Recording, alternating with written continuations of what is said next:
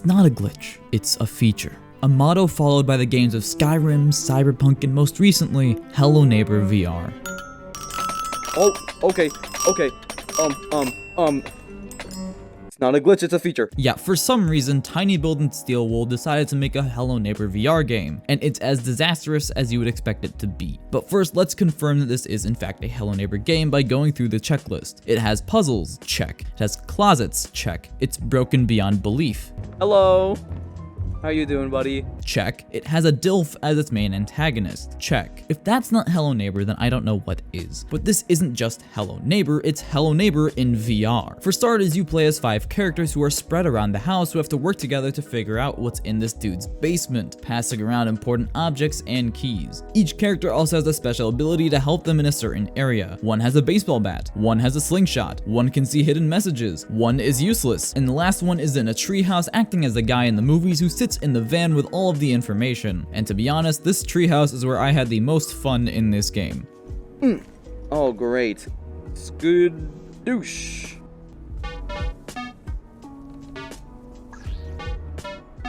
It doesn't work.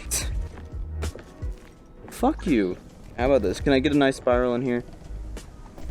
That's a great spiral. It's cool that each character has some sort of importance, but because these abilities are used so rarely, it doesn't really feel like a game mechanic and more like an extra thing to accidentally grab. Also, speaking of grabbing things, you can climb in this game. Completely scrapping parkour was a great choice because in every version of Hello Neighbor prior, it was utter shit. But now it's designated to climbing segments, which works pretty well in VR as you can pull yourself up and react to the game's physics. And it would be enjoyable if this wasn't the entire last quarter of the game. It is just climbing. If I wanted to play a climbing game, I would download a different game made for climbing. Hello Climbing VR, much like a lot of recent VR games, is physics-based, meaning that you can touch and react to everything in this game. Sorta. Where in Half-Life Alyx, everything reacts to you, Hello Neighbor VR is not the same. Many objects don't move when you slap your hand against them, while others do and you can't tell which ones will or will not move. It's a very weird oversight and the developers should have either gone completely reactant or not at all. But the fact that it is even there is a pretty neat thing to have and made me actually have to think about what shape goes in which hole like I was a 1-year-old again. I don't think I can.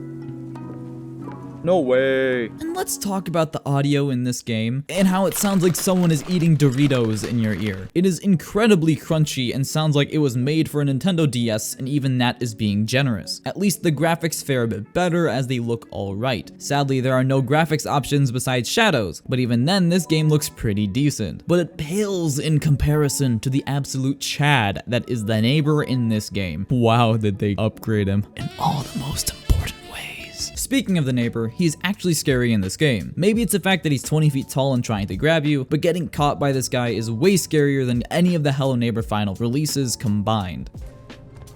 No, that's so unfair. Oh, I'm dead. I'm so dead.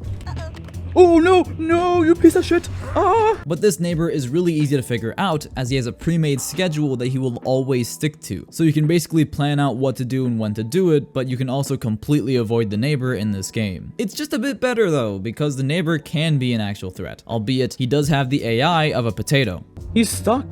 He literally is stuck. Am I already soft locked? Yeah, he can chase you, but he can't stop chasing you. This is where the glitches of the game start to come in, and they come in hard. Glitches are abundant in this game and can ruin a lot of the experience. Entering a closet should not be this hard. This neighbor should not be phasing through this wall. This object should not be doing that. This game locks your head onto the neighbor when getting jump scared, making even a veteran VR player like myself nauseous. The game is so glitchy that I was constantly soft blocking the game, forcing me to off myself over and over again as the only way to progress. Catch me, buddy. Get me. Get me. Get me. Yeah, oh my god, it's a DILF. It's a DILF. Dying is something I never knew I would be able to celebrate.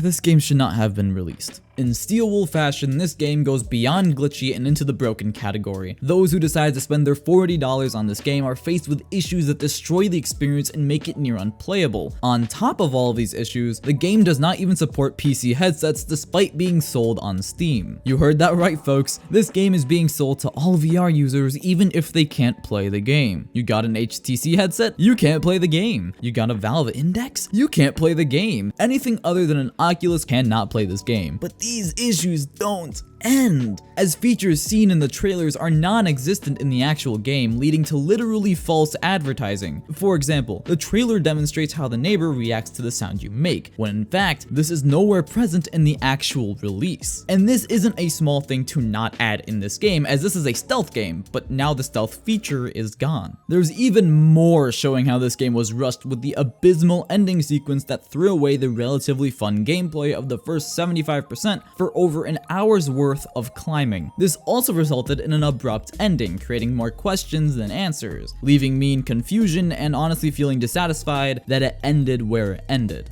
No, he pushed me out of bounds. What? No way. That's it?